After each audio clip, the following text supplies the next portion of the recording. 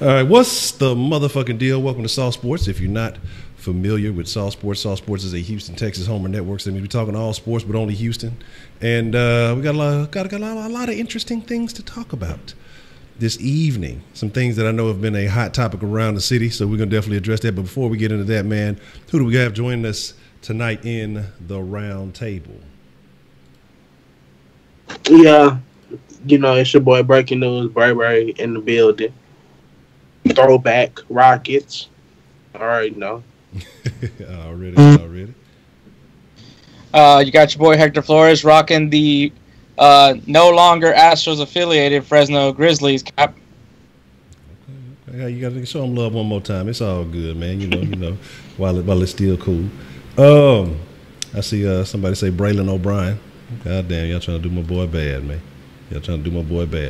But man, we got to talk about the most important thing happening in the city, man, and that is you, Sauce Nation. And if you're not familiar, we're going to get into the Sauce Nation roll call. So that means that we're going to send a little bit of digital love wherever you at. So if you are from the greater Houston area, man, shout out your side with pride. If you are not from the greater Houston area, it's okay. We still got love for you. Even if you're not a Texas fan, you're not a Rockets fan, you're not an Astros fan. And even if you don't watch the Dynamo, like Hector has told you time and time again, y'all just don't listen, goddamn. But it's still love, man. So we're gonna see who we got in the chat with us tonight. And we're gonna get into it. And we're gonna dispel some of this stuff that y'all talk about. Because y'all been talking about some ridiculous stuff. I've been getting tweeted at on some ridiculousness. We're gonna talk about it's gonna be a good conversation tonight. So make sure y'all stick with it. And trust me, we're gonna touch on that on everything, but not like an assisted for Joe Pa. We ain't gonna touch like that. But here's the deal. Broderick, Christian Martinez ties up H-Town Life of Man Things, Quincy Jones, Matt Osdegan, I hope I said that right. I forgot, what a very interesting name. Jonathan Jones, T-Mac, Indigo Chief, Kyle Wynn, Jamal Benson, Joshua Jaja, what's the motherfucking deal to everybody? The nigga who could, let's see, Kenneth, how many backpacks you carry today, Kenneth, since you don't want to answer when you're on the sauce line, you be hating and shit. Warner Johnson, Berkeley Boss, what's the motherfucking deal? Josh Cooper, Got the Juice, what's the motherfucking deal? Balin Rios, Heidi, D Will, what's the motherfucking deal? OG 77013, what's the motherfucking deal? Big Money Texas in the house already. I see you. Anthony Washington, what's the motherfucking deal? Let's see. And I think that's what we got to mix join is Cocoa Butter. Cocoa Butter, I ain't seen this name in a while. You popped up the other day, but you definitely have taken some time off. I guess you had to recuperate and all that other good shit, but welcome back to the sauce. Let's see. I don't think of Cocoa Butter. I think of Mr. Peanut Butter from fucking BoJack. I've been watching too much BoJack lately, goddamn. So man, let's get into it, man. I mean, no time to bullshit, no time to waste, man. There have been bets, not like I bet you that Bill O'Brien, not like between fans. We're talking about bets on coaches' jobs, who's going to be the first to get fired in the NFL, and depending on which list you're looking at, you have one Billy O, a.k.a. B.O.B., a.k.a. Bill O'Brien, coach of your Houston Texans, is at the top of some of those lists, and if not at the top, he's near the top. And so even with the extension, a lot of people are believing if B.O.B. doesn't right the ship, he will get shipped off. So we're going to discuss that. We're going to talk about that, and we're going to get into the conversation. Realistically, we're going to cover two things on this conversation. The first part of this conversation is, we'll start with breaking news, Braylon. Realistically, do you see Bill O'Brien getting fired? And if so, who replaces him? If not, what does he need to do to fix the problem? So if yes, who replaces him? If no, how does he right the ship that he's kind of steering in the wrong direction? So your thoughts on that one, breaking news, Braylon. If everything is still looking horrific, he gets fired. Just because of the simple fact of there's no way you should have this much talent and at certain key positions, you have a future quarterback. You have the weapons that he needs. You have your pass rushers, your edge rushers. You have your run stoppers. You have your safeties. Tyrann Mathieu, Kareem Jackson. Kareem Jackson's looking like a hell of a player at both positions, which is what he should have been doing from off the jump when he joined this team. But you know what? At least we're getting there right now. But the guy I want, and I believe is the guy to, help bring this team back to where we need to be at the coaching position. It's hard to pronounce his last name, but his name is John DeFilippo. He's from a Tom Coughlin coaching tree. He's the quarterbacks he's worked with in the past. Rookie Mark Sanchez. I had to point out rookie Mark Sanchez because that's the key point. It's rookie Mark Sanchez. After he left, UNC, I know. We don't claim him.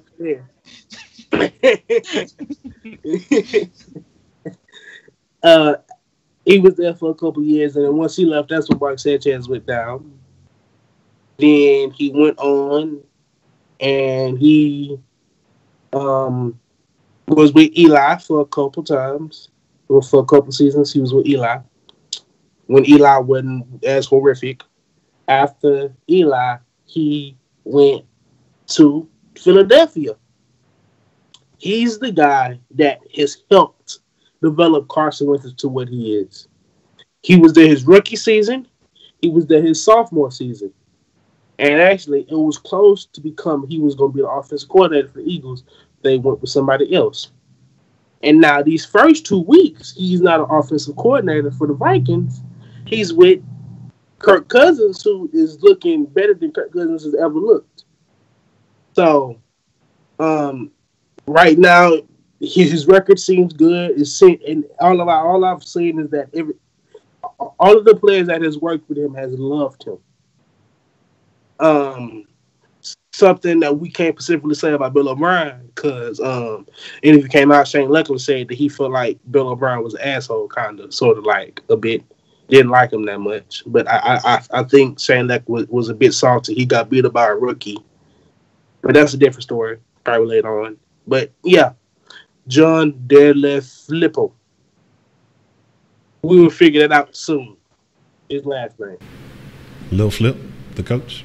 Lil Flip, yeah. Okay. Lil Flip. Okay. All right. Hector, man, your thoughts. I mean, does Bill O'Brien get canned? If he does, who would you replace him with? If not, what does he need to do to right his wrongs? I'll give an answer for both of them. What Bill O'Brien needs to do is obviously start winning games, start managing the game right. None of this first half slump shit that he's been doing lately. They need to play the full game. It just needs to be better for preparation. He just has to coach better. He needs to stop saying that it falls on me. I'm tired of hearing that speech. It's time for him to actually coach better. But in the case that the Texans continue to keep playing the way they are, yeah, he's getting fired. And though I'm not really that cool with the idea of bringing in a coach from college into it, but I do feel like there's a trend when it comes to Stanford coaches when they come into the NFL, and I would actually go for David Shaw. Even though, and this is kind of crazy because me and Braylon were talking about this yesterday, and I'm not really all about an idea of another offensive-minded coach because there is that possibility that he might want to run the offense instead of bringing an offensive coordinator, which I would like a defensive-minded coach, which I would actually be all about bringing in Lovie Smith. Very interesting. Very interesting. Me personally, my opinion, I feel like B.O.B. is going to be here at least at the end of the season. I saw Rising Phoenix say something similar, and I think that they're going to give him his chance. I think they're going to give him his full opportunity with Deshaun Watson.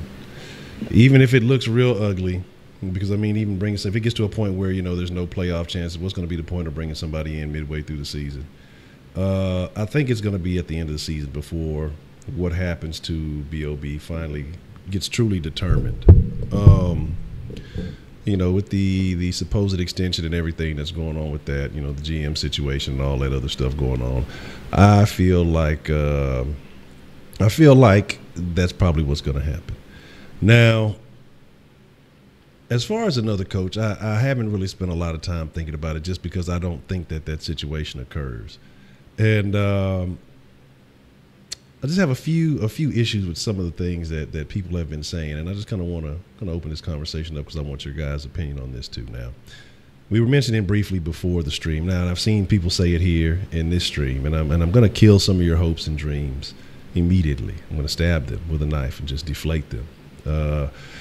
Because there's a couple of guys y'all keep mentioning that are not going to be coaches of the Houston Texans. Okay. Starting off number one, let's kill this noise. Tony Romo will not be a coach of the Houston Texans simply because he was extremely accurate as far as, anticipating what the Texans were going to be running in the game that he commentated, or he was a commentator. Again, why? Why take on the responsibility? Why take on the stress when you're getting a very cushy paycheck, not a cush den, but a cushy paycheck, to talk on the Corona line, because that other guy, he's not here anymore, and commentate games. There's no response. Like, even if he has a bad game, he can't ever get worse than Buck or any of those guys. Like, no matter what happens, he's not under the thumb. Like, you got to understand, Romo probably has to be slightly traumatized. He was the quarterback for the Dallas Cowboys for a significant number of years. So you had a significant chunk of the nation who hated him just because he wore the star. And down here, definitely, I've sent plenty of hate Romo's way. And why deal with that type of shit again when you're probably making more than what you would get paid. You're probably making more than Bill O'Brien right now, honestly, not commentating. And then not having to deal with the stress. So that's just not going to happen. And another guy I keep seeing y'all say a lot about, and this is one that I think we have a debate on, and I want to open this one up to the round table also, man. Dabo Swinney is a name a lot of people keep saying. Do you guys realize that Dabo Swinney makes more money in college right now as a coach, part of a winning organization with the Clemson Tigers, than Bill O'Brien does as the head coach of the Houston Texans? He makes like $3 million more than Bill O'Brien. So my thing is, why would you take the risk? Of course, I'm sure he loves Deshaun Watson, but I don't believe that he's a guy he's going to want to tie his entire legacy to Deshaun Watson. You're making more money. You're part of a winning organization. You have basically control of everything. You're a god in many people's eyes. To come to an organization that has underperformed, is historically a losing organization, to take a gamble in a league where you're limited on what you're able to do. And my thing with a lot of veteran coaches, I think, and this is not just college, but I think a lot of veteran coaches will be turned off by the Texans job simply because coaches want to win. If you have to play under this McNair ideology of, well, we're just going to keep bringing in good guys and we're only going to use character guys, I think that's going to limit some of the guys who are interested in coaching for this organization. Now, I want to throw that out to the round table, and I kind of want to know your thoughts. We'll start with Hector. Your opinion on that. Like I said, I've seen a lot of people say Dabo. I've seen a lot of people say Tony Romo. Your opinion on those two guys. Tony Romo is obviously not going to happen because he's having a good gig going as being the most beloved sports reporter in recent time. Because let's face it, everybody hates Chris Collinsworth and everybody hates Joe Buck. And Jason Witten sounds like a robot on Monday Night Football. So I think it's a win when it comes to Romo. Plus, he gets to announce the Super Bowl. So I don't think he's going to leave that gig. Plus, he's getting extra money for taking over the Corona line. Plus, he doesn't really have any experience as a coach. So I don't know why would you take a flyer on someone that doesn't even have experience coaching. Being a player and being a coach is two complete different things. And then Dabo, I mean, one, he's making more money than Bill O'Brien or most coaches in the NFL to begin with, unless your name is John Gruden. Two, you get full control of who you bring in. Your recruiting board is whatever you want. So you get to say on who you bring in. So you don't have a GM or an owner that's telling you that you just want good moral character guys. So, it's pretty much like not trying to diss the Texans in any way, because obviously I love the Texans, but him leaving Clemson is a downgrade to come here.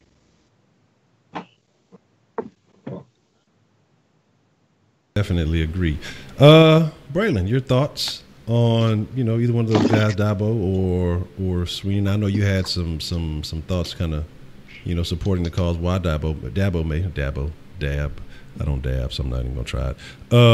Why you feel like he may be interested in the Texan kid? First off, I'm gonna say Tony Romo, hell no. Man is living life to go have to talk about a game that he loves, football, for one day and then go right back home to do what the fuck you do, because he already recorded the Corona commercial, so he can just go home, be with his family, and not have to, put shirts on his body, which we already know his back is a piece of shit right now. I'm sorry, not disrespect, but his back is a piece of shit. We know that it is. Everybody knows it's a piece of shit. Just because it's just not what it's supposed to be. Now, Dabo Sweeney, for one, I feel like if it was a franchise and a team that he would come to, it would be here in Houston. I'm not just saying Watson. I'm not just saying DeAndre Hopkins. But in the way of, he would come here because he would have players that he would love to work with. I'm talking about Dabo would love to work with Tyrann. He would love to work with Clowney. Clowney then probably killed him a couple times. I guarantee Clowney probably played again. I swear Dabo probably recruited Clowney. Because Clowney was over there in the area. He probably wanted Clowney. And the South Carolina vibe, I think it'll suit him here more, and he would love it here more. Of course, Deshaun Watson is the tip of the cap. But once again, he is making money. He's making probably the second. I believe he's like second or third most highest paid coach in college, behind Saban and Jimbo over there in College Station. I think that was overpay too, but it's whatever. But the closest to guaranteed college coach we can get is the guy Hector said, is David Shaw, and Hector loves it because he don't have to face David Shaw no more with his USC fandom. It's a win-win for me. David Shaw also makes more than Bill O'Brien, but there's that. Okay, David Shaw would come to the NFL based off the fact is he's the most underrated coach in college. And I think he's done overstayed his welcome a bit in college. And he's used to running like a pro-style team offensively. He's used to it. I mean, although quarterbacks don't come out and succeed like they, because it's hard to recruit players there because you got to have the grades to also go there. Because we are talking about Stafford, and Stanford is the hardest damn college to get into, next to Yale and fucking Harvard. But David Shaw would be the most likely college coach to join the NFL soon. I'm not just saying here in Houston. I'm saying the whole NFL. He will be looked at a lot. Okay. Now here's my deal, and we were kind of talking about this on Twitter. Why I look at it like this, man. The transition from college to the pros, is that almost conceding at least a season? Because it takes a little bit of time to adjust to this game. Like, I can understand, having talent. I can understand things like that. But there are other factors. Again, you have to take on certain responsibilities. Guys aren't allowed to be I'm not going to say they're not allowed to, but it's harder for them to be as hands-on with players that they would like to. I think it's a different vibe when you're talking about bringing a guy in from the NCAA to the NFL. And so that's why I'm not super big on bringing in a collegiate coach. I would like to see somebody who already has proven NFL experience. But again, I feel like it would have to be, again, any of these guys being first-timers. I'm kind of tired of the first-time trend, first-time head coaching trend with the Texans. We did it with Kubiak. We did it with B.O.B. And I mean, if we're going to go in a different direction, I'd like to see somebody who's actually had some experience, has proven themselves at some point. But then again, you can also entertain wanting to get out of that old, the same old network of NFL guys. But at least bring in a guy who's done something with a winning organization at the very least. And I think that anybody of that caliber is going to have hindrances about joining the Texans simply because of the limitations that I feel are put on their ability to go out and get whatever talent they feel could be necessary to help this team. So I think that's why I say I'm just kind of skeptical of some of the things that are going on. But I want to talk about something you mentioned earlier, and that was the Shane Lechler situation. And I've seen a lot of back and forth about this on various social medias, and people upset and people saying, Lechler's just, I mean, in my opinion, disgruntled employee, disgruntled ex-employee, that's kind of how I'm feeling. I mean, who's not going to be mad that they just lost their job? They had to work hard and they didn't win the competition. Shane Lechler's never had to face really any competition in his career. And it's the way of the business, man. I mean, seriously, like, you came in this league, you replaced somebody for their job. They may not have been one of the greatest, if not the best of all time at their position, but that's the way the cookie crumbles. Because, I mean, people saying that Bill O'Brien did him bad. I don't necessarily think so, because I think you're looking to get younger. And, again, if Trevor Daniels is able to do what you can do, then you get a guy who's younger and cheaper. I mean, I'd say made the same decision myself. We'll start with B&B. B&B, your thoughts on the Shane Lechler situation? Did B.O.B. do him bad, or was it just a business decision? I mean, okay. It was a full business decision. And even Shane Lechler himself said that OB had called them a couple of days ago checking on him. That's not a guy being mad at you and doing something. Shane Lechler is salty because this is the first time he's ever felt that he's been like maybe challenged. He's never been challenged. It's always been him, and it's him. I'm the best at what I'm gonna do, and nobody's going to take my spot. 10, 15 years out of 10, 15, almost 20 years out of line, somebody that took your damn spot, and now you're salty. And I get it. He's salty. But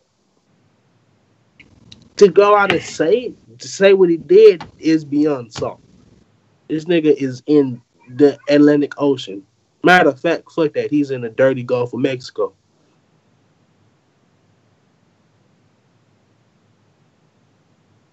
What is he doing in the dirty Gulf of Mexico? Salty as shit. He's salty. That's awful. That's awful. I would never say such things about Shane Lechler. Hector, your thoughts, man. With Shane Lechler, he came out with his comments today. He said some things. He felt a particular type of way. Did B.O.B., did the Texans do him wrong, or was it the right move for the team in the long run? I mean, it was a business decision, but it was also a football decision. One, you had a punter that gave you maybe the similar result, plus he was cheaper, plus he's younger. It's just just common sense. We all were always questioning, when will Shane Lechler, hang it up, and now he's about that salt life, pun intended.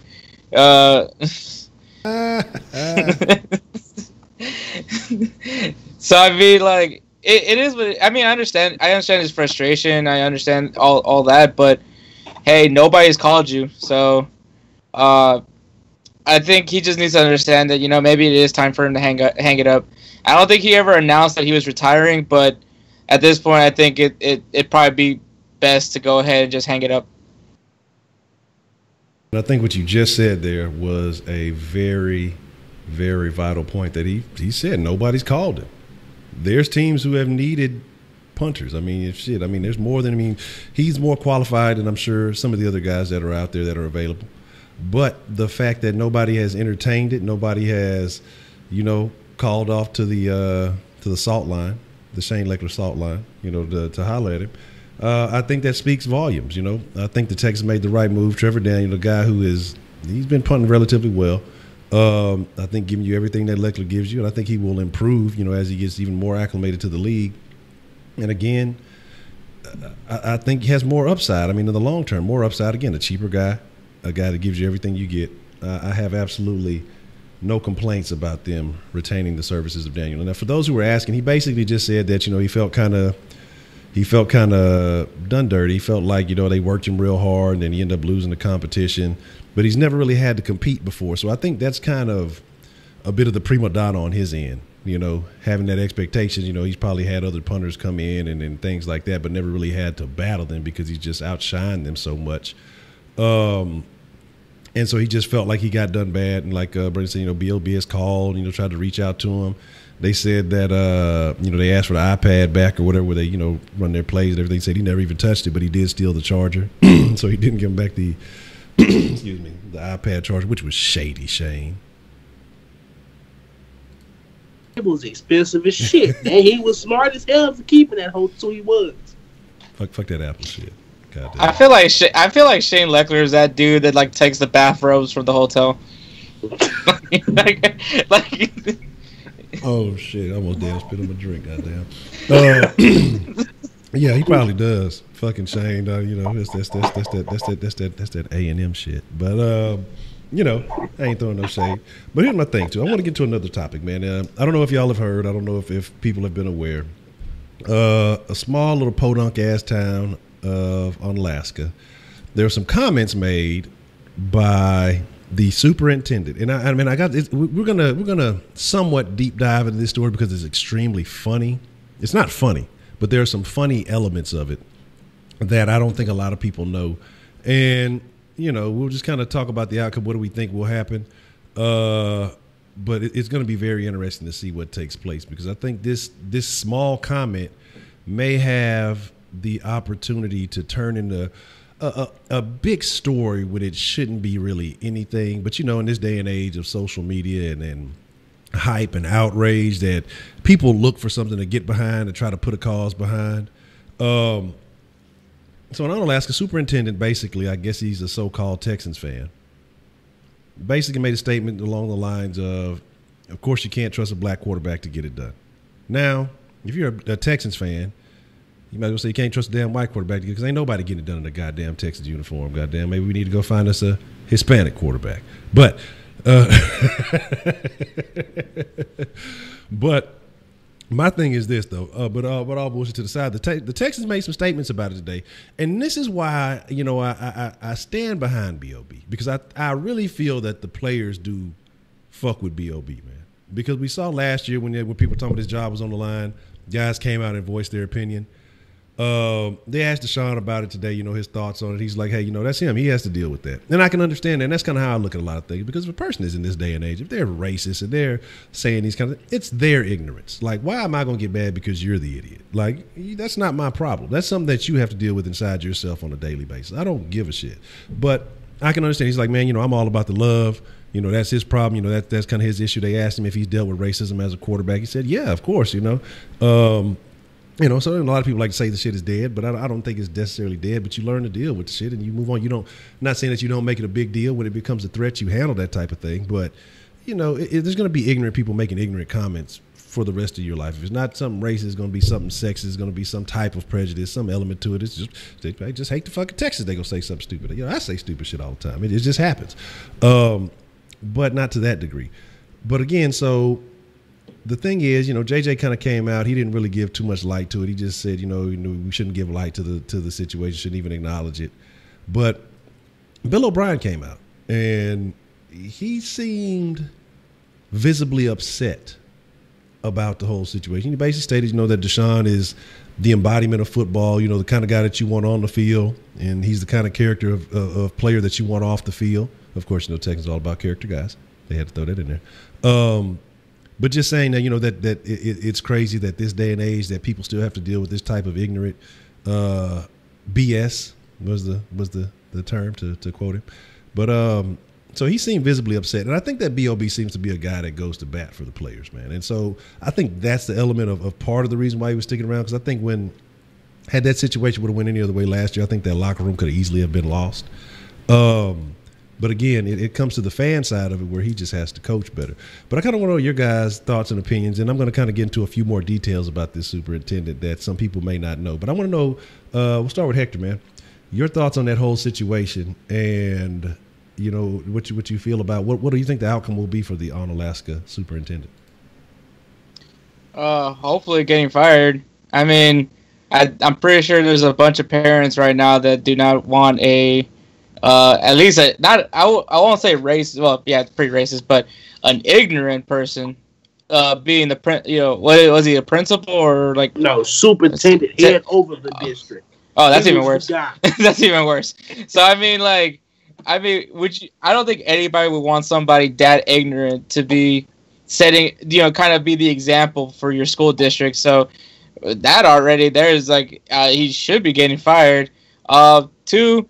Yeah, he apologized and that's great and all, but you know what? You said it in a private setting, meaning that you were in the most comfortable place in yourself to go ahead and say that. So, just flat out. So this wasn't, you can't take back what you said because obviously you've truly felt this way. That's like me saying that you're an idiot for drinking Corona with a lime, which you are. But I mean, that's just the whole point of it. So, maybe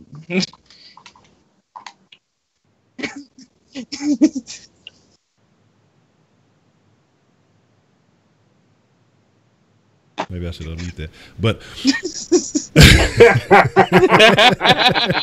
yeah, see, y'all missed out on a joke, inside joke now, Sauceline. I ain't repeating it, goddamn. B&B, man, your thoughts on the situation that took place with the superintendent, his reference to Deshaun Watson, man, and do you think he had these kind of things to say about Brock Osweiler? You know what? It's not surprising. It's from a small town in the middle of damn Texas. What else do you expect? Literally, we was going to Waco, to a Baylor game or something. And we stopped in this small town. I forgot what the small town was. We weren't doing nothing. All the lights was on. We got stopped over by police. And he was saying, I was just checking on y'all. It's rare we see y'all here. Boom.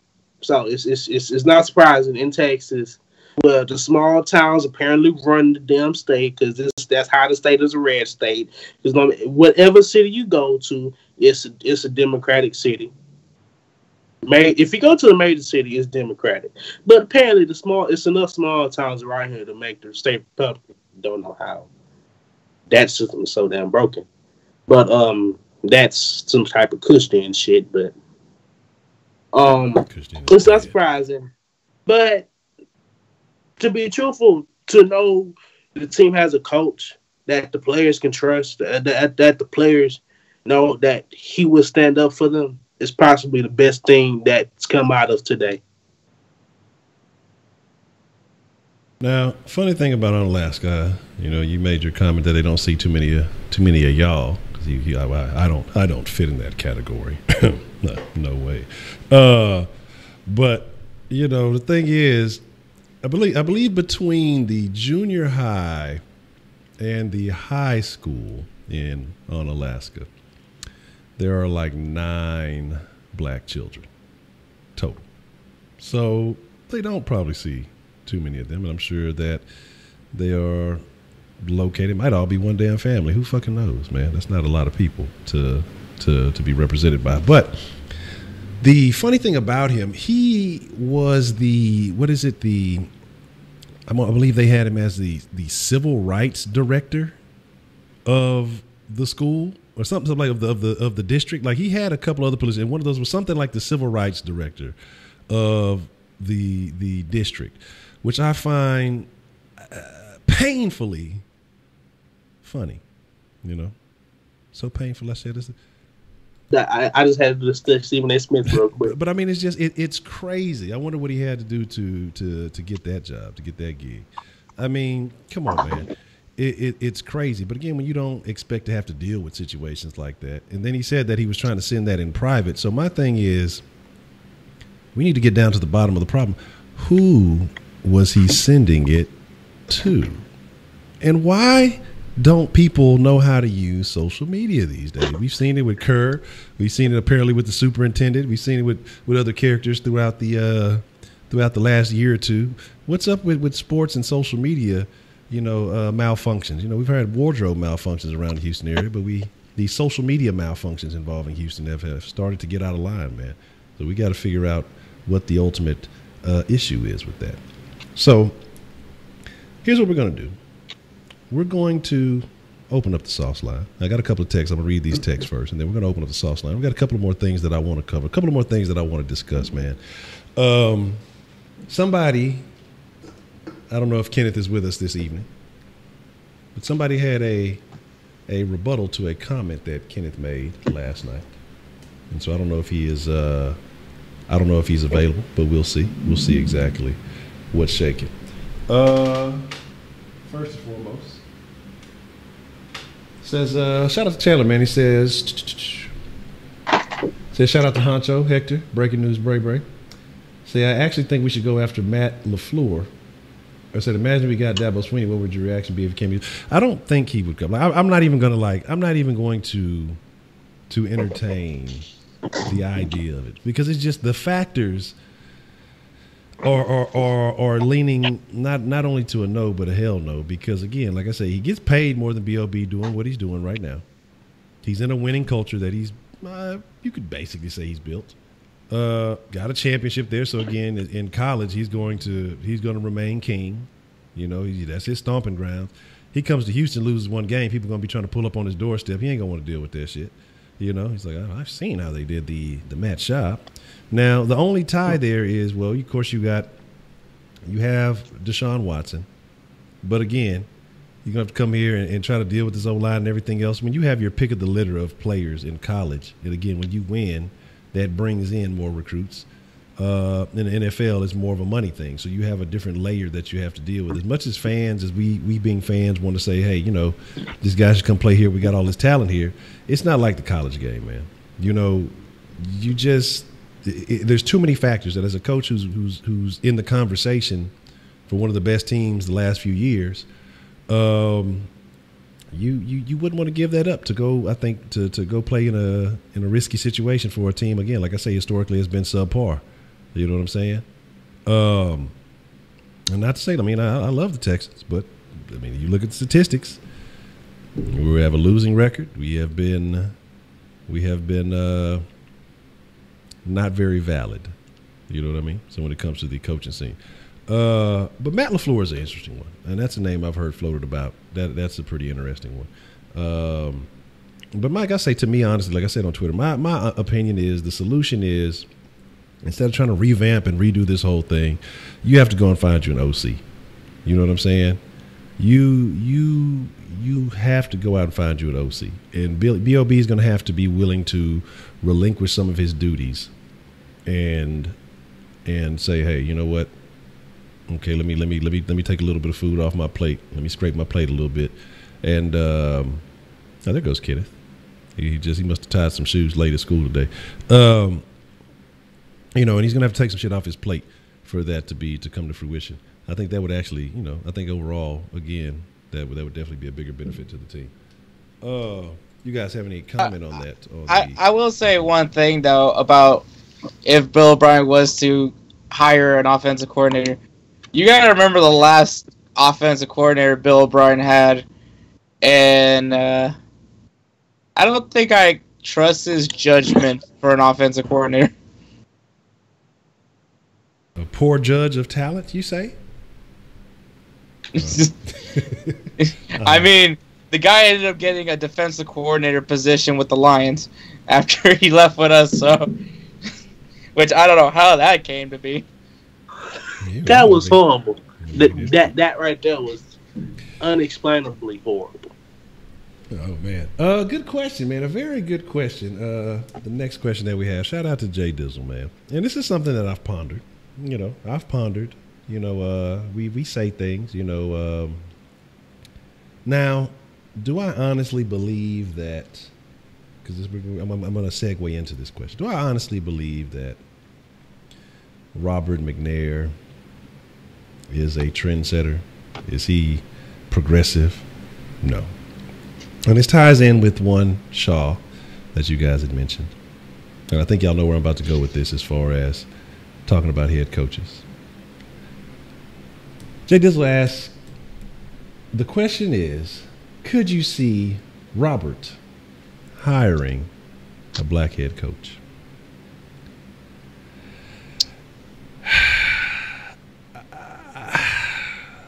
Okay. Okay, baby. I'll let you go first. I have some thoughts I have to adjust on. I'm gonna let you two gather your thoughts real quick. I'm gonna answer this. For some reason, I believe he would do it. He would hire a black coach just because he would feel obligated to do it after last season's and off season's debacle of what the fuck he was saying. Because whatever he was saying was losing him possibly quite a few amount of dollars. Because how many black fans are how many Texan fans are black in this city? Quite a few.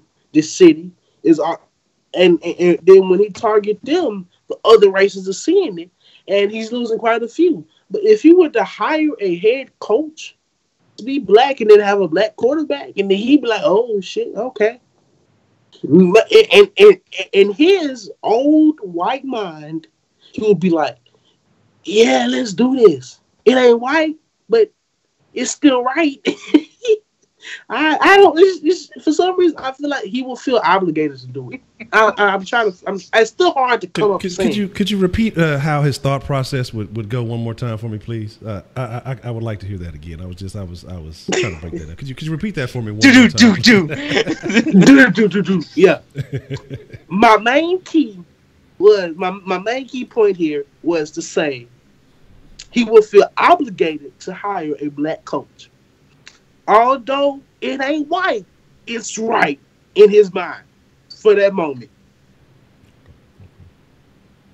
That's my initial reaction to that. I was leaning more to the let's do this, but okay. I could imagine. I could see that, the whole trying to prove that, hey guys, I'm not racist. I agree with what Braylon says. I can see it as well. It'll probably won't be for another while. I don't know about next year, but I can feel. I can see it. I think it just depends on the coach at the end of it all. I think whoever is the right guy for the job, and as far as the coaching hiring, it is going to go on the GM.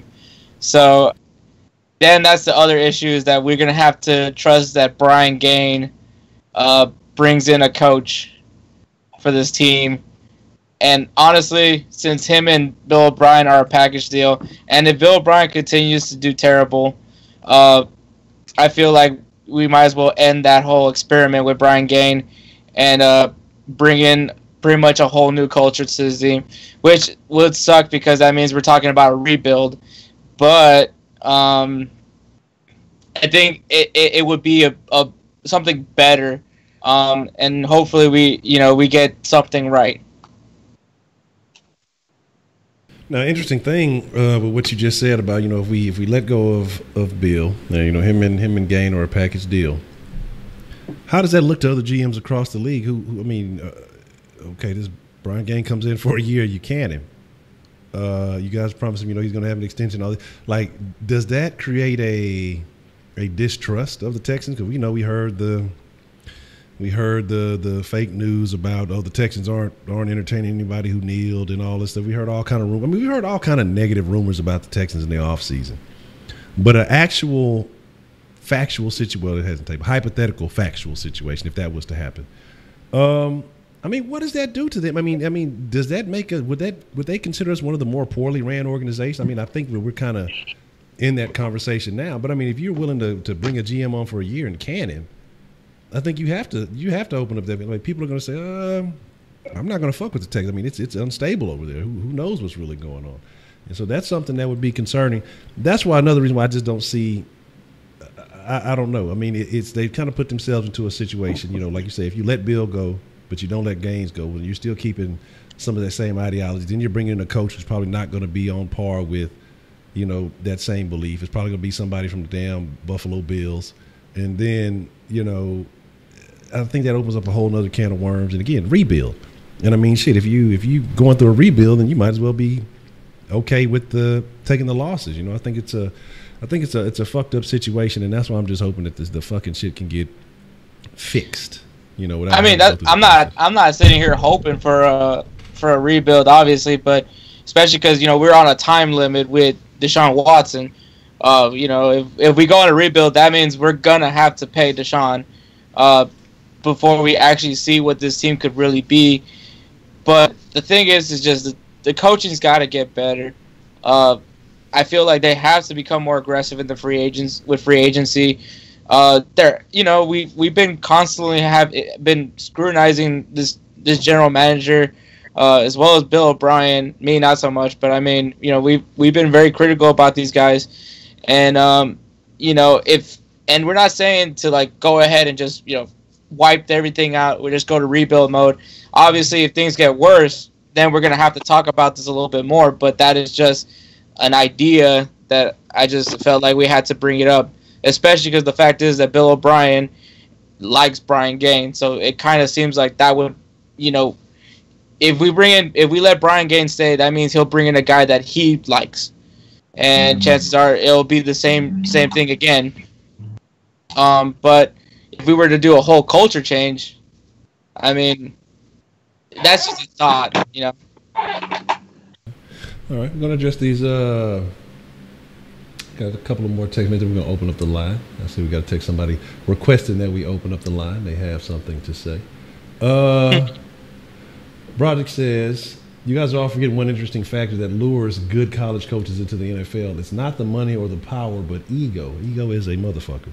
The opportunity to win a Super Bowl trumps winning multiple college championships. You have a very valid point there. And if the man did say he believes that the kid is Michael Jordan, then it would be interesting, but you would have to you'd have to can B.O.B. at the end of the year, and then probably give him 3 years, because you'd pick up that 5th-year option on Deshaun, and you'd give him 3 years to operate, and hopefully, you'd be able to retain the service of Deshaun as long as Dabo stays. So I think that would be a thing. That's one. Let me see. There's one I wanted to address. Because here's my thing. I don't want to address. Warner says it was an old school analogy. Okay. No, I just wanted to. I want to address it, and it's not. I'm not going to go all the way into the details of it. And it's not that I'm saying that when we mainly when we talk about McNair, it's not like I think he's racist. I think he's an idiot, because I think you could have let that whole situation die down by not reopening that can of worms when it happened. Like, I honestly don't. I mean, I think if he was a real racist, you wouldn't have the Texans YMCA and what has now become a gentrified third ward. But because that is not the third ward I used to recall. But and there's a lot of stuff that goes on. And if I thought that, I say I don't think it would be a Rick Smith. And I know people say, oh, well, you could have you could be the whole black friend analogy. I don't think that he is. I think he's an old school dude, and I think that people see things a certain way. But I think that McNair has done more damage with his conversation than any of the Texans have done as far as putting a stain on this Texans image. That's kind of my main thought with that whole situation with Bob McNair. Then I think that the less we see of him, the less he has his hands on this team, I think the better we can do. Because, I mean, it's not just that. It's the swear jar in the locker room. I mean, he's a grown-ass man. Like, that's something you keep around your kids, man. Hey, don't cuss around the kids. Put $1 in a jar. But he's a grown-ass guy. So that's kind of my thing with that. That's why I say it's just the way the culture that he has on this team is bothersome. So here's the deal. We're going to open up the Sauceline, and then we'll read these other texts as we go. So if y'all don't have the number, I'll go ahead and pop that up there for y'all. But let's say hypothetically, Mike Tomlin becomes available. Would you get rid of Bill O'Brien for Tomlin? Yes. Yes, I would. I definitely would. Yeah. Tomlin actually has an offensive coordinator, so yes. Okay. All right, what's the motherfucking deal? Who got called in on the sauce line this evening? You already know. Already. What kind of sauce you want to splash on the line, Mr. Voodoo Child? Hey, man. Stop all the damn negativity. I know we haven't looked the fucking best, but we all know September football lies. How many times have we seen teams do great? How many times have we seen teams do bad? It's fucking 2 games in. I want to hear rebuild. It's fucking goddamn September. I feel you. I definitely feel you. I think just that. I think you guys took, like, as soon as you guys hear the word rebuild, y'all freak out. Like I said, hypothetically, if things keep trending negatively, you might have to consider a rebuild. Yeah, and I mean the main reason we're having this conversation is because what's been floating around social media all day is that Bill O'Brien is on the top of the first to get fired. I mean, it's a prop bet that's out there as far as what NFL coach is going to be the first one to get fired. And on a couple of lists, Bill O'Brien is at the top of that list, even though I don't think that's going to happen. And I feel like the ship will get righted because if you really look at it. Oh, we got a call coming in. What's the motherfucking deal? Who we got calling on the sauce line this evening? What's the Honcho? What's good, Bray? What's good, Heck? This your boy Wise. I want to say, fuck everybody that keep talking about my boy Deshaun Watson. I'm tired of talking about going to the Giants. You got to stand out this game for us to go out and win this game. That's my question to the round table. All right, just a bit. They kind of got a little scratchy. I'm saying who has to stand out this game? Okay, I'm assuming it was who has to stand out this game for us to. Man, and it's a very valid point because if Kenneth is still in the mix, because it was somebody, Mr. Voodoo Child, made a good comment. Talking about rushing guys back in and how Will Fuller is back on the limited practice. As far as he was a limited participant in practice today, so we were talking about Ejiofor, I believe, rushing him back out there to play. Honestly, for the Texans to be successful, we know the main guys. We know Hopkins. We expect Fuller if he's healthy and available. If he's not available, I think we have to start having a conversation about him. And I think Clowney's also questionable too because I think Bill O'Brien said something along the likes of, he don't know about his situations early in the week, so there's been no update on that. So that also bothers me. I want to say one of the young tight ends, man. I'm going to say Akins or Thomas because, the people are aware of them and they know what their potential is, but I would like to see that potential come to fruition. I would like to see the fucking mosquito in the fucking South Sports Studio. I got to kill him. But I think that one of the young tight ends, and preferably Akins. Thomas is nice too, though. Again, I don't really have a preference between either one. I would just like to see one of the young guys get some shine. I like Griffin. Griffin had a nice little catch the other game, but I want to see, obviously they brought these guys in to be the future of the team. I'd like to see them get implemented in ASAP. So I would go with either one of the tight ends. Your thoughts, Braylon, on who you think needs to be a factor? Well, hold on, we got a call coming in, and then we'll address that. What's the motherfucking deal? Who we got calling on the sauce line this evening? Yeah, this is G-Rob 486634. Ready, G-Rob, what kind of sauce you want to splash on the line tonight? All right, well, let's talk about this team, like, legitimately from the beginning to the end. You got a quarterback, 8 to 10 games, he's young. He's going to fuck up in the beginning. It's going to happen. He's a great quarterback. He's our future. Build around that. Running backs, we're going to be all right. In the long run, we're going to be all right. Tight ends, we're just young, unexperienced. There's a trend going here with this offense. Offensive line, left tackle, rookie. Right tackle, second-year player from Bucknell. No offense, besides the guy we had named some players from fucking Bucknell that we even know about. Small school. Look, there's just no chemistry there yet. It's going to take time. Time is everything, and no one wants to give this team time. We've been giving them time. This is a completely different offensive line. This is a completely different team year after year. Defensively, we need to get that attitude back. We used to have attitude. These first 2 games, we have not seen any attitude, any excitement. Honey Badger's trying, but he's the new guy. So you can tell he's not trying to overstep his boundary, but he's wanting to say something. This offense will gel. This defense will come to life. It's September, like everyone's been saying. It's September. Okay. I agree, man. It's a very valid point that we are a very young team. And I think even last year we were one of the younger teams in the league. And I think we got a little bit younger with especially losing fucking Shane Lechler. That cuts a good decade off your fucking shit. Man, I think Shane was just being salty about being cut for a rookie. Oh, yeah. Absolutely. And I mean, I can't be mad at him, but I mean, I understand, you know, but he has to realize it's part of the business. He had a solid career. Man, I appreciate the call. Shout out to G-Rob. But again, I want to jump back, and we talk about this being a young team, but who were you saying that needs to be a factor, Braylon, as for this team to be successful against the Giants?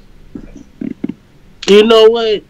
It's about fucking time. White, Clowney, Merciless do some shit. Like,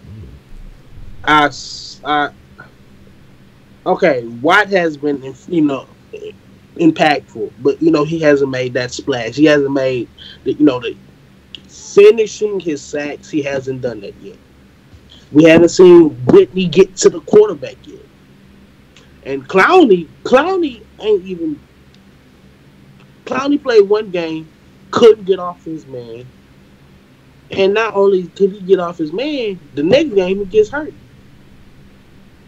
So we can't even play him. So it's about fucking time that these motherfucking pass rushers that we got on this team, we paying the pass rushers, and to stop the run to do something. Damn it, shit. Okay. Now, before we ask Hector this question, man, you brought something up, and it makes me wonder. And I wonder. Here's the deal. We saw a similar trend last year, didn't we? Wasn't that trio starting off a little slow last year, and then the injuries came and they were unable to play because these guys were injured. Hey, bro. Let's not speak of the I word. I mean, I'm just saying, but I mean, we saw a similar trend. I'm not saying I'm not hoping for that. I'm not wishing that to happen. But I'm just saying, is there a carryover from the lack of production early on? Vibe. Bad vibes. Bad vibes. Let's not mention these damn bad vibes. Go smoke you a blizzle. You'll be all right. Irie. No, but I'm just saying, though. I mean, aside from the evil I word, we saw this kind of lack of production early on. And I'll be honest, I put a lot of that on Unable Vrabel.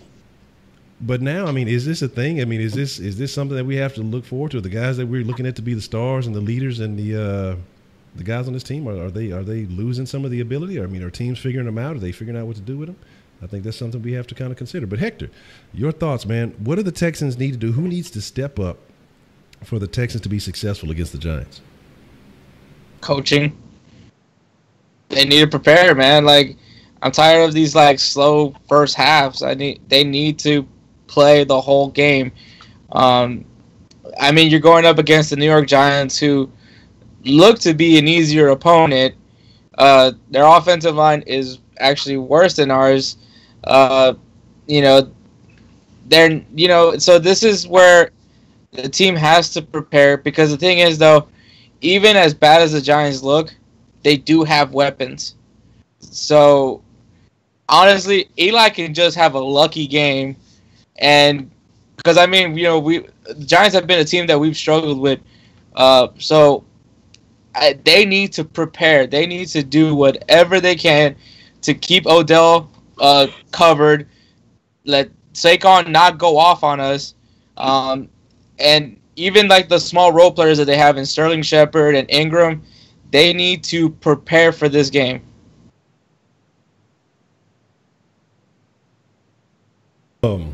Yeah, and I saw some in the chat. Yes, there's something I do want to address because we're going to talk about a couple things I see going on in the chat, and then we're going to get back to the line, and I want to get back to that Tomlin comment, and then I want to talk about the youth of this team. A lot of folks talking about, how you said that they have a worse O-line than ours. Talk about Nate Solder. A lot of folks wanted to pay him a lot of money to be in the Texans uniform. A lot of folks were upset about not paying him a lot of money to be in the Texans uniform. So I think there's certain situations where we may have whiffed, we may have missed. And initially we discredited Brian Gaines, or folks were discrediting Brian Gaines for not making this move, not spending a whole bunch of money in free agency. I think honestly in the long term, that's going to pay off more for us than it would have benefited us for us to spend a lot of cash this year. And so we'll see what happens with some of these guys. But again, I think we I don't want to say we dodged the bullet, but we entertained it, and I'm glad that we did not. So Scotty does not. Hey, man, we were a team that offered him the 15 to 16 million, but thankfully he chose to be in cold ass New York, busy ass, nasty, rat infested. I'm just ranting on them for no reason. I will say we do look like we dodged a bullet with Nate Solder, but I am glad that we don't have Nate Solder, but it would have also kind of been nice to have at least someone with some season, like a seasoned veteran in that offensive line. Though, like I said, as far as his performance goes, I'm kind of glad we don't have Nate Solder, but it definitely would have been great to have seen someone that has like a veteran presence for that offensive line. Yeah, I mean, definitely having some veteran leadership is always ideal. But if he would have been veteran and ass, we would have been out of a lot of cash. So here's my thing. Yeah, I seen she's talking about Norwell, but I have no problem with our interior line, like whatsoever. I have no issues with the moves that were made because I mean they've looked capable so far. Hey, Nick Martin right now, by all the stats I've seen, is a top 5 center this season. There's 2 games for sure in a top 5 season center. He's only allowed one pressure. One pressure. That's one too goddamn many. But still, one okay. He's played the most. He's had the most pass protection plays out of all linemen. It only has one. The amount of times he's had to protect Watson, he's been the guy to protect Watson. We better resign that man soon.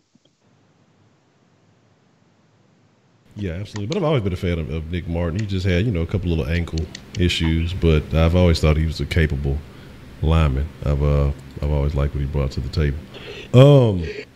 Let's see. I want to jump back to that Tomlin hypothetical that Jay Dizzle addressed earlier. Yeah, I definitely would. Because again, we're talking about experience, talking about a guy that's been there, and I think you need to have that. I think you need to have that presence because it could be a situation because a lot of rumors have been floating around that. Oh yeah, absolutely, Pay Reader. I definitely agree with you, G-Rob. But I mean, there's been rumors floating around that that Tomlin's losing the locker room. They're saying, AB didn't show up, Le'Veon. And, of course, that's not on Tomlin, but he's over there dropping rap albums and shit, you know what I'm saying, doing iTunes album releases and shit. Wiki. I mean, is there an issue with the Steelers? And if the Steelers were to let him go, I mean, maybe they want some fresh blood. I would be more than happy to entertain someone who has actually been to the big stage because they know what it takes to get there.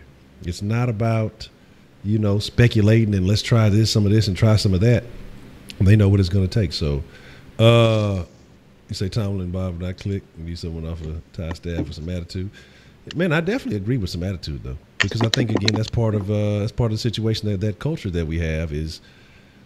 I mean, the Texans are a friendly ass team, man.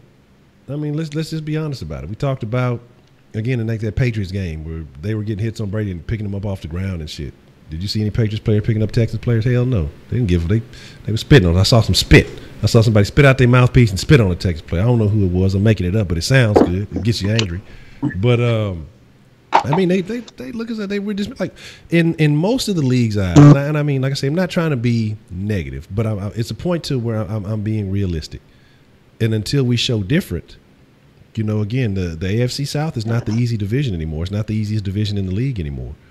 And a lot of teams look at us as that expansion team, man. And so we have to break that belief. We have to do something and break that stigma and show that we are real contenders, like not flash in the pan, not 1 year or one hit wonders, you know, like we have to do something different. And that's what I'm saying. You know, we have to start holding these organizations accountable, like Tenny was talking about, man. We gotta have an expectation. Again, I know people talk about, you know, Houston is so used to losing things and we're so used to being disappointed, but I think you can't accept that. You got to have an expectation of better. You know what I'm saying? You got to have an expectation of doing more. Who knows when Kiki's going to play? Again, that's those Texas Tech guys, you know. Can't ever rely on them. So there's that. But Chandler says, so let's just say if Dabo Swinney leaves Clemson, we get a head coach's jobs here in Houston. What would it take to make? What would it make the sacrifice leaving the school into a city we hadn't reached Super Bowl? Again, like I say, my thing is, and I agree with Brody too about the ego thing earlier. I just don't see it. I mean, this is just me personally. I just don't. I mean, but is Dabo an ego guy? I don't know. He doesn't seem. I mean, I don't know if he seems like a pretty cool. Hold on, we got a call coming in. We'll answer that. What's the motherfucking deal? Who we got calling on the Sauceline?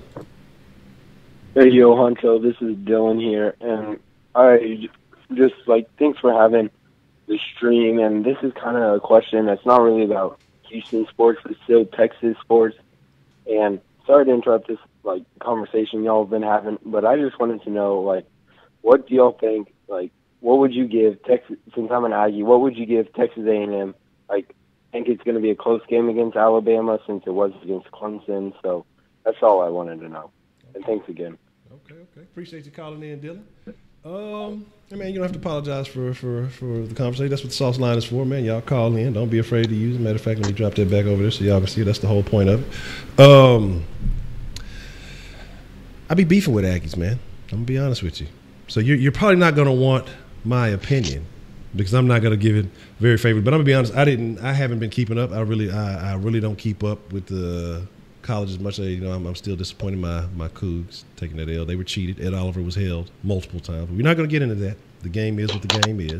You know, we ain't going to start that beef. I ate my crow. We're done with it. Y'all destroyed TSU. Don't worry about it. Yeah. I mean, is that something to be proud of? Are they going to have to just take the brunt of it? But I don't know, man. I expect the Aggies to put up a fight early, and then I expect it'll probably get out of hand in the second half. I mean, that's just how I'm looking at you guys. How about you, Ryan? I mean,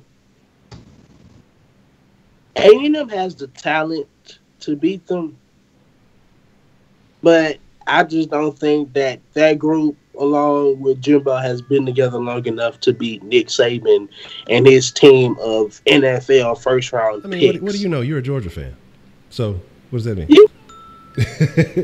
What's the motherfucking deal? We got a call coming in. We got a call coming in. Who we got calling in on the sauce line? Hey, this is Ernest, man. Ernest, what's the motherfucking deal, man? What kind of sauce you want to splash on the line tonight? Hey, man, I just want to say real quick, I think get rid of the ball quick, man. You know, like Peyton Manning made his living off of dinking and dunking. We know our offensive line struggling in pass protection. So to get him in the flow early on, have him do like a 3-step drop, get rid of the ball, that way get in the rhythm and build up that momentum. So that's what I got, you know, and I hang up here what you got to say, man. All right, I appreciate you calling in, Ernest, man. I definitely agree, though. We do have to find a way. Appreciate that. We do have to find a way to get this offense moving quick early on in the first half. You know, we can't, I mean, and I give BLB credit. He's been making better adjustments this year, but he's going to have to do it a little bit faster. You know what I'm saying? He's going to have to do it. He's going to have to step it up immediately. You know what I mean? He's going to have to come into the game with a plan. And, it's just I'm tired of the playing from behind. When can we, when can we come out and put our foot on somebody's neck? When can we come out and make them have to play our game? You know what I mean? I will say, though, I will like the idea of, like, some quick routes, like quick slants, some drag routes. I mean, even utilize Lamar Miller a little bit in the passing game. But, the only thing that's unfortunate is the fact that, we're talking about Bill O'Brien. So, what he's probably going to do, he's going to run it down. First two plays, he's going to run the ball down the middle because, it's not very often that he runs his own. And then he's going to throw it. Well, it's going to be a 3rd and 8 situation, so they're going to have to throw the ball deep. And then, it's a 3rd out. You know what? Think about it. Thank you, Detective, for saying that. Because the first 2 plays on offense of both games, I'm going to try to run the damn ball. The first play of the season, try to run the ball fumble. Now, last game he ran the ball, only got 2 yards. Damn it, passed the damn ball. Set the tempo. But you know what? He's so he's ego-filled about his offense. And that is the one thing Bill O'Brien needs to get over. If he's to get over his ego-filled offense, this offense will succeed. All of the extra reads to see how far the cornerback is and if the cornerback's pressing or if the cornerback is laying inside or outside, that's not needed. Damn it. Go out there and run a 5-yard hitch. Damn shit, do a quick slant or go ahead and go do a go route with Fuller every possession on 2nd down. Damn it, because Fuller's going to beat somebody. If Tavon Austin is beating Janoris Jenkins, like the way Tavon Austin beat the shit out of he beat the shit out of Janoris Jenkins Sunday. Will Fuller should be able to beat Janoris Jenkins. I'm just saying.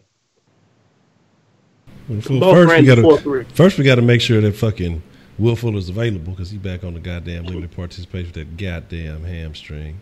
That goddamn hammy. And shout out to Phoenix. Yes, we talked about the guy who made that statement. That's the Onalaska Asshole. So we talked about that guy, and we'll see what happens. We'll keep an eye on that story. But comment G Rob made earlier. I want to get on that, and I want to get on another comment that was just made. Shout out to Malix because he said, is it the Greenbrier? Because we've been stinking it up since we've been participating in activities in the Greenbrier in the preseason. I mean, do you think that the Greenbrier has some type of carryover with these Texans? I mean, is the Greenbrier causing some type of effect that's causing us to get off to a slow start? I mean, what do you think the impact of that is?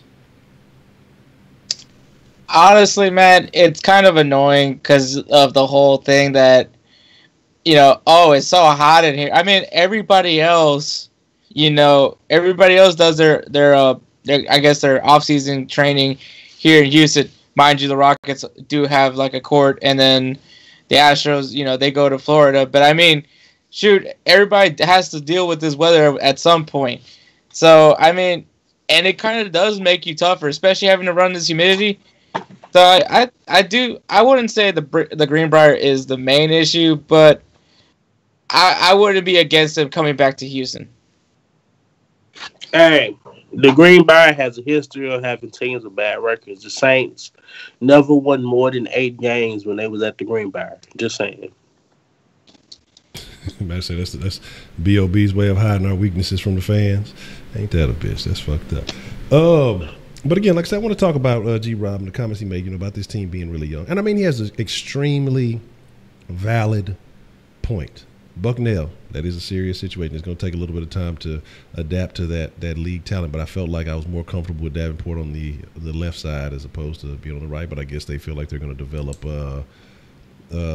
Rankin into that guy. But I will say I feel like Rankin is more aggressive than Davenport, but is just the lack of repetitions is definitely going to be an issue because, of course, he played SEC, he played against better competition, and so I think he has that working for him. But again, the lack of repetition, having a broken foot early on, we saw a couple of times in the game where he was telling Deshaun, my bad, and Deshaun looking at him and just kind of like, what the fuck, bro, what's going down?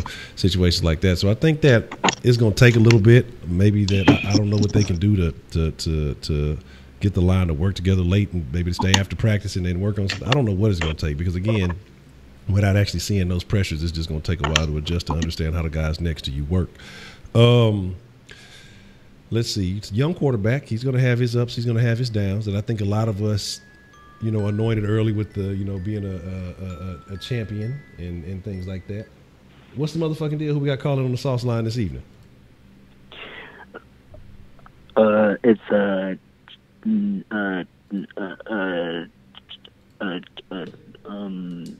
Taylor.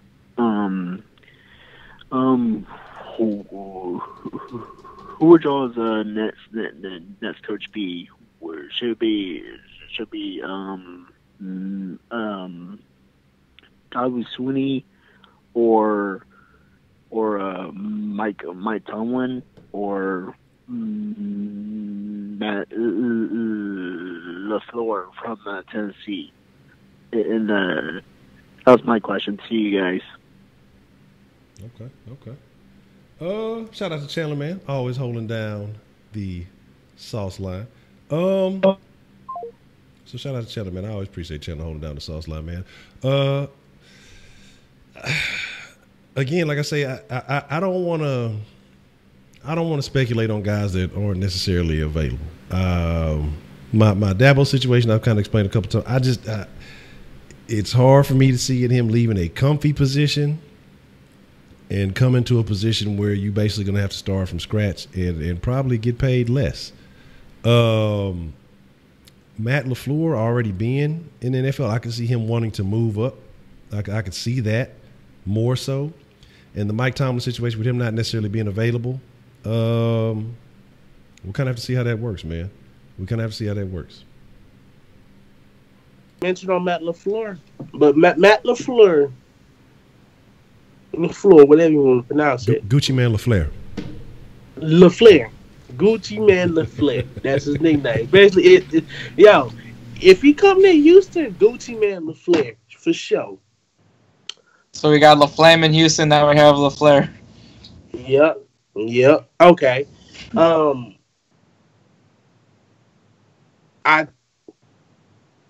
To be truthful, the best thing he would do for this team is that this will be the time where he would. Matt LaFleur is the one that came up with the Obama Tupac and all that shit in Los Angeles. He was the man that simplified the offense with golf, made it easier, made the quick 1-2, and then your third read, if the second read isn't available, go to your running back. That's why Ty Gurley got all them damn scrimmage yards and became the offensive player of the year. And if you look at it, Lamar Miller needs to start getting more touches. Matt LaFleur will get more Lamar Miller those touches. Not only that, he will have more weapons than what he had in Los Angeles and what he has in Tennessee. The offense will go up, but the only thing I'm backing against him is just because of his experience a bit. Now think about this over the past couple of days. You kind of do want a person that knows how to manage a game. If it's the guys learn how to manage a game in college, going from head coach college to NFL game college, they still have been able to manage games in football. But to go from OC to to being a head coach, especially calling plays, your mindset is still, I want to call these plays and not focus on game. Bill O'Brien, focus on calling plays instead of calling a damn timeout when he needs to fucking call a timeout. It's not his job apparently though. But Mike Tomlin, this is hypothetically speaking, if Mike Tomlin's out there, that should be our number one guy. If him or Sean Payton. Who we got calling on the Sauceline this evening? What's going on, Honcho? This Malik. Already, Malik. What kind of sauce you want to splash on the line tonight? Oh, man, I'm calling in to talk about Mike Devlin, man. I don't know if you guys paid attention in the last game, but he needs to simplify his O-line blocking. He's got guards pulling out to block the outside rusher coming in. He's got, tackles blocking defense, offensive tackles blocking defensive tackles. He needs to just simplify it. Have everybody pick the man of their zone and then just roll with that. Simplify the O-line instead of this dumpster fire that we're seeing, and as far as O'Brien is concerned, I really want to know what y'all's thoughts are on moving Davenport over to the right side. And I'll hang up. I'll let y'all get to it. All right. I appreciate the call, man. Very good. All right. We got another call coming in. I'm going to jot that down. We're going to definitely talk about it. What's the motherfucking deal? Who we got calling in on the sauce line this evening? Hey, it's your boy Josh again, man. All right, Josh, what you got? What kind of sauce you want to splash tonight? Hey, man, but I was listening to our conversation, and I was just knowing that there is a trend to this because let's just backtrack. Let's just follow some Texas teams with this. I know the Cowboys had trouble with this before they won. I know Texas is too. I think the reason why things are like it is, Bachman there is not like it is because, like I said, we go 10-2, 14-2, 2-14, NRG Stadium still being sold out.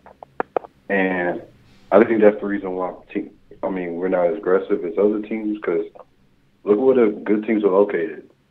The Rams, for example, L.A. Before they got good, worse in attendance. Green Bay, Wisconsin. What is there to do out there? Nothing. So if they don't win, people ain't showing up. New England Patriots. What's there to do in Boston? There's other things. There's the Celtics. There's the Red Sox. They don't win, people ain't showing up. So that's why those owners are being aggressive, going out, getting talent. Josh Gordon getting signed. He's on the practice field. They're trying to rush him out there, try to get him on track because they want to win any way possible. Same thing with Jacksonville. Like I said, Jacksonville don't win. No one's going to that game. So, it is what it is. Texas, we love football a lot, and that's a good thing. But at the same time, needs to be a standard. People need to be held accountable. So I just want to spill sauce on that. All right, man. I appreciate you calling. You got a very good point. We definitely gonna address that because you made a real good point, and I want to speak on that. First, I'm going to answer what Malik was talking about, basically about Davenport moving right tackle. I think that was a bad move, and even if you feel like, even if you feel like what's his name is your LT of the future, I don't think you just throw him in the fire when you got Deshaun Watson out there and basically you letting Deshaun get annihilated while you testing this guy out to see what he can do. Davenport has been playing the position he's been available. I think you keep him there because that was the consistency that you had going on. But to address what Josh was just saying, man, brought up a very good point about other teams having other things to do. I think with the Astros being the way they are now and being a contender, I think that they will start to draw attention away from it. If the Texans continue to put out these piss-poor performances, people are going to go pay attention to the team that is actually winning in town. But again, this is a football town. This is Texas. It's always going to be a thing. I think even when you try to draw that attention away, even if it's trash football, people are going to watch. Unfortunately, you have another team that is better than the Texans currently in town, but Houston don't support that. Houston is extremely finicky, Hector, when it comes to the basketball teams. They may work for the teams, but they don't show love to the teams around here. Up to the fucking Rockets games, maybe I would be. But that's what I'm saying. You had the Rockets, man, and we see it all across the board. People were not fucking with the Rockets until they got to the Western Conference Finals. Like, there was no support. You're talking about the playoffs where they lost 2 games prior to that series, but they were dominant. They were just as dominant as the fucking Warriors were. Warriors games sold the fuck out. Rockets games, motherfuckers would come up, show up after fucking at second quarter, leave at halftime. It'll come there just to take a picture and say, hey, I was here, and mash out. Like, this city, we got to get our priorities straight. And again, you know, until I think that you show the ownership that, hey, man, we're just not going to blindly give you our money for just anything. We just ain't going to pay you for no anything. I mean, they're going to continue to do what they're going to do. Like, yeah, who gives a fuck about it? Yeah, you know, winning is second priority. We want to get paid first. And it actually might be third. I think the Texans front office, they want to get paid. They want to sexually harass women, exploit women. And then third, they want to win. Like, winning is like third on their list of priorities because those other two things are the only things they've been consistent at. But my thing is this, man. I definitely agree that it's in the fans. The fans have to start making a statement with their money. If you're gonna call in on that other station, and I'm sure they try to edit, you know, negative press because they're under the thumb of the Texans. You know, you got to address this shit, man. We're sick and tired of this bullshit. You know, what are they doing? What are they really doing as far as a football franchise to bring quality talent to this city? You know, this again, the good old boy shit. But some people support that shit. Some people are like, hey, as long as we're good character guys, you know, winning isn't all that. But fuck that. I want to win, goddamn. Look, fuck all that other shit. I don't care. Look, Ray Lewis got him a ring. You know, it is what it is. Roundtable, your thoughts on the situation, man. How do y'all feel about as far as attention on the Texans and you know, the Rankin and Davenport situation?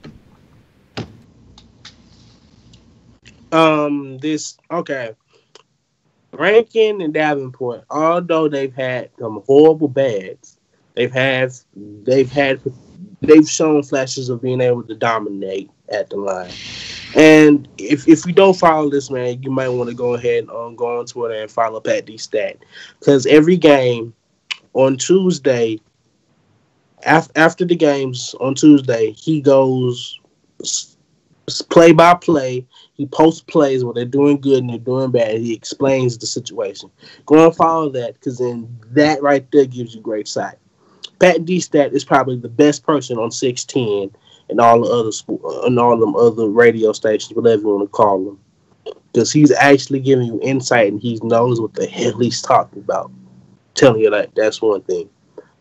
Also, there's a stat showing that Deshaun Watson, when he has time, when they've blocking for him, he has the second most time in the pocket to throw at 3.5 seconds, which apparently is second in the NFL, only behind, I believe, Green Bay. So, offensive line, yes, they've had their bads when they get to him because the offensive line, especially the tackles, they fail. But when they're able to hold their blocks, Deshaun has time and all that. But that comes with being rookies based on the offensive line. This is Davenport's first real time getting in and saying Rankin is a true rookie. Now, the situation with the fans and us showing up to a team that is losing, we started this from the get-go. We was going to the games, and fans was going to games, and we know that the team was not good. We knew it. It was new. Then we kept on doing it. And then we went to 9-7. We were like, okay. But then they lost the game. Went to 6-10. They kept on showing up. 2-14. We was 2-10. Niggas was still showing up, filling up the arena, the stadium. Winning. Bob McNair will keep on getting money because the fans of Houston are feeding them money because we are a football city / state. So we're going to show up to games no matter what. But if we got to be realistic, the only way that we gonna have a football team to win is if we stop going to games. That's the biggest thing. Once we kind of slow down and kind of go to games, he's like, the fan base is big enough here. Why they not coming? Well, because you're not winning. It's just us fans having to kind of show that we need to slow a bit down. You know, the attendance need to go down, and saying, "Hey, I'm losing money. I need to start making money. I'm under contract to stay with this, to stay in the city for a while, or I got to pay some money," which is something he's not going to want to do. And while he's under contract, we just need to use that right now and just say, "Come on, build this team. We're not coming to games until this team is winning consistently."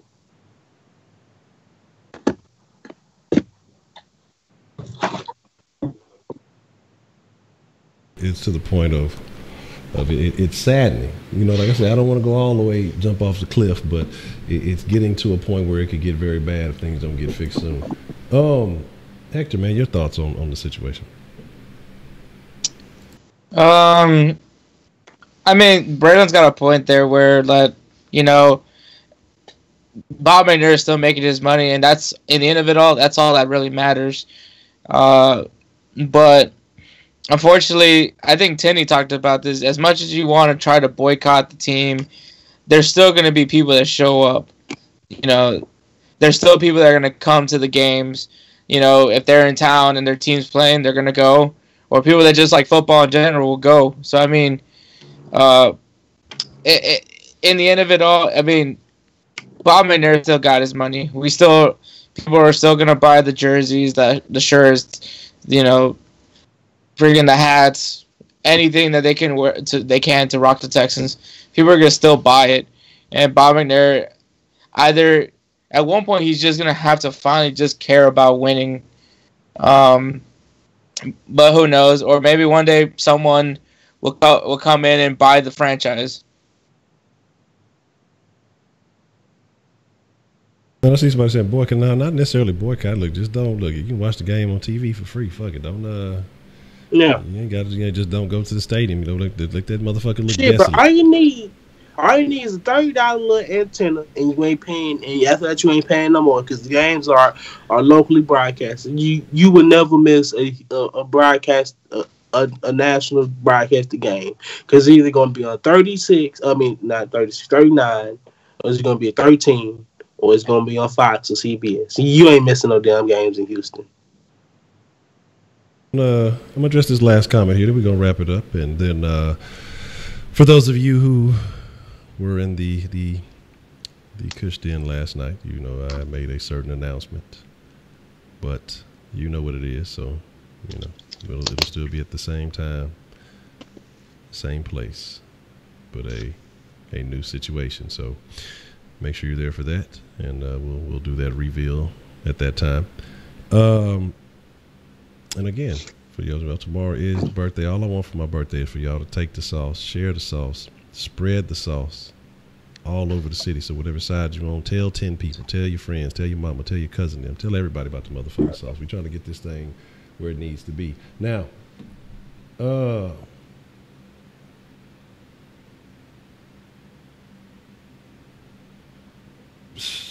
the message I get said the last caller was talking about attendance was absolutely wrong. If Green Bay is horrible, they still sell out. Chicago sells out. Even Buffalo does well in attendance. Only Jacksonville and LA have attendance issues when the teams are bad.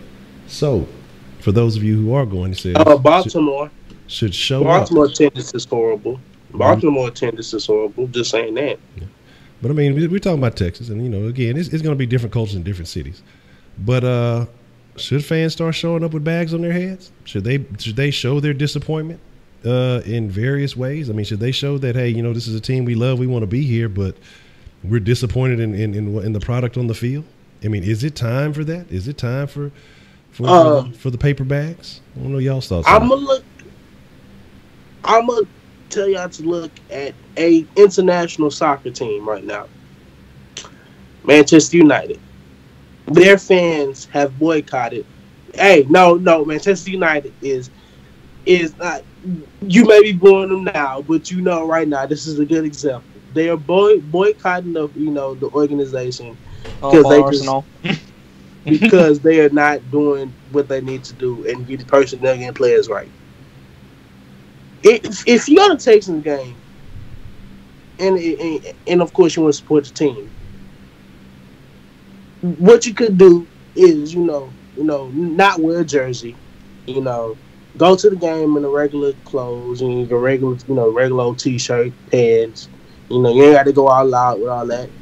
And just show, I like the team. I to spend money. I'm not about to waste my money. I'm going to spend it. I'm going to use it. But just know, I'm not liking this team until y'all do something. You know, having a plane, you know, a whole group of fans get together, buy a plane, and, not have a message on the end of it saying, do something. This is horrible. I'm tired of watching this bullshit. It's not boycotting. It's protesting the team to do something. Because we're not going to, give y'all merchandise money. Because why should I support a team? Although I love the team, why would I give you money if you're not giving me something enjoyable to watch? I mean, in the end of it all, if the team continues in the slope that they're going at, you're gonna have to ask for a culture change. I mean, look at the Astros. I mean, the Astros went with the biggest coaching change. They had a new owner, a GM that had an idea, and look where they are now. Yeah, there was some rough years. 300+ loss seasons back to back, but it all went to something. Especially, a lot of the Astros fans were frustrated when you saw players like Hunter Pence leaving just to get more prospects, and everyone trying to find where's the end-all be-all to all this, and look where they are now. I finally saw the shit.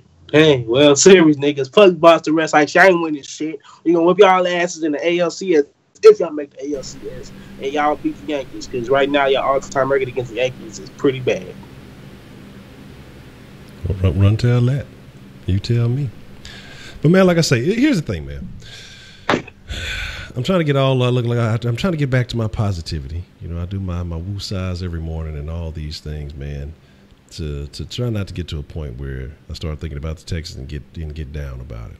We have a game that we can win in hand. Yes, Saquon's nice. Yes, Odell is nice, but Odell hasn't done anything just outstanding this season yet so far. He didn't got paid. He probably feel like he got it made. He ain't even tripping. Saquon is hungry. He's definitely want to make a name for himself, and he's going to definitely be a problem. But at the same time, you got to look at this defense. They got to feel like, hey, here's the thing.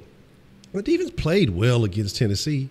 It's just they bent at the wrong time, stupid penalties from the sidelines, little factors put us in bad situations. Special teams put us in a stupid fucking situation.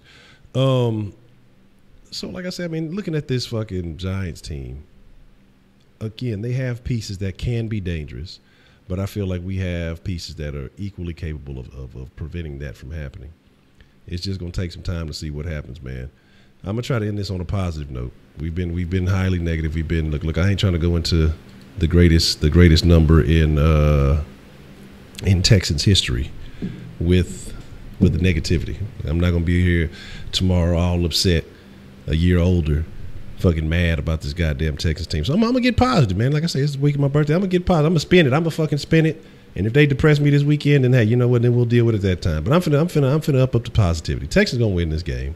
It's a lot of bullshit going on right now, but we're gonna be A-okay, man. Let's just get our hopes up, man. It's sad. It's a sad time right now. We're not liking the things that happen, but again, 2 one-score games, relatively close games. The other game could have went either way. We look at that Patriots game, and we know that you look at the holdings and the things that had, again, some of those things don't happen. We could look at the pressures that Clowney could have had on Tom Brady. That prevents a lot of plays, prevents things from happening. The scoreboard, the record looks horrible. But if you really look at the games, the Texans have not been out of it. The Texans are not playing as shitty. I mean, they're making essentially shitty plays. It'll be 1 or 2 extremely shitty plays a game that fuck shit up, that makes holes that are hard to get out of. You can't continue to have penalties early in drives that make, first downs, 1st and 15, 1st and 20, 2 and 2nd and 35s or whatever, shit like that. Those are holes that are a little bit tough to dig out of. So if the Texans can clean up a couple of raggedy-ass mistakes, even with the ineptitude from the offensive line, even with the mistakes Deshaun Watson has made, even with the suspect play calling of Bill O'Brien, even with the character of this entire organization, we can still win games. It's not time to jump off the bandwagon just yet. It's not time to abandon ship just yet. But you got 2 0 and whatever teams, 0 and 2 teams, combined 0 for 4. Somebody gonna come out this motherfucker with a victory this goddamn weekend, and I don't see any reason why it shouldn't be the motherfucking Texans, man. You know what I mean? It is what it is. So my deal is this: let's just get our fucking let's get our hopes up a little bit. Let's get down and out the good. Ain't no reason to be walking around here with the sad face, you know, with the screw face. I don't want to fuck people up for no reason. You know, I still ain't found a Kendall Lamb lookalike, but I got my eyes open. But here's the deal, man. We're gonna call it a wrap. We gonna wind this down, man. Again, if you're a part of the show formerly known as The Den, you know what time it is. Again, we'll see the new what we bring it to the table, and we're gonna take a vote on some stuff because I got a couple opinions I need from y'all. So we're gonna do some things in that. You guys got anything y'all want to say before we get up out of here?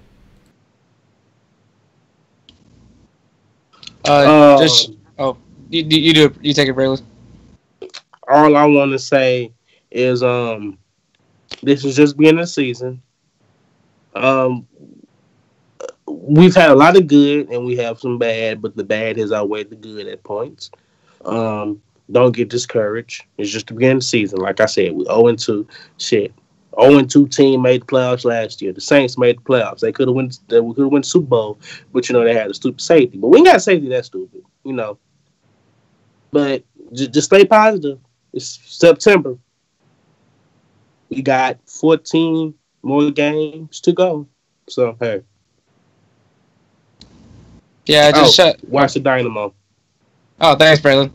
I mean, shout out to everybody, man. Like, you know, time is valuable, and for you guys to put your time and effort with us, it's just, like I said, it's always great. You know, it's not over yet. The season's not over. We're not being negative. We're not talking about rebuilds. So calm down when I drop that word. But you know, we just, you know, sometimes we just gotta bring that up. But you know, the season's not over. The season isn't decided on week 2. You know, so Texans can still turn this around. Luckily, they got an easy opponent that can. Kind of similar to what U of H got with that they got TSU this weekend. So, you know, Houston's got their own version of TSU.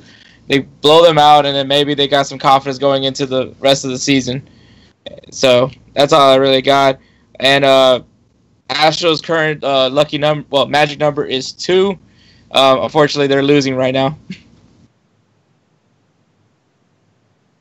2 is a good number to have. Man, again, like I say, so yes, the Kush Den is dead, but again, same time, same channel. You tune in, you'll see what the new thing is. I appreciate y'all. You know, look, I'm expecting to see a lot of shares, a lot of love. That's all I'm asking y'all. Again, be getting a little bit older. All I want y'all to do is share the sauce, man. Let's take over the city, man. Be a part of that. Y'all are Sauce Nation. Let's make this thing what it is. But I appreciate each and every one of y'all for fucking with the flavor. Make sure you go by StaySaucy.com. For some reason, right now, when you put the www in front of it, Stay Saucy, it comes up differently. So just StaySaucy.com. Don't put the www in front of it because it acts up for some particular reason. I'm working on that. But check out some of that fresh sauce merch. You know, so get fly, man. Get saucy. Get extra flavorful for the season. I mean, because hey, if you can't roll with what the Texans doing, at least you can be saucy while you upset about it. You know what I'm saying? The sauce will never go 0-2 for you. You know what I'm saying? We gonna go all the way. Undefeated. You know what I'm saying? So it is what it is. But here's the deal. I appreciate each and every one of y'all. I appreciate the round table. Shout out to Sauce Nation. Shout out to everybody who showed love. Shout out to everybody who called in. And man, let's turn up tomorrow. We're gonna make it extra good. We're gonna make it nice. But again, I'll see y'all in the show formerly known as the Kush Den at 10. I'll see y'all there. With that being said, chuck it up a deuce. Y'all be cool like y'all be cool. Y'all are the freshest motherfucking ingredients. Don't let nobody else tell you different. Stay saucy. And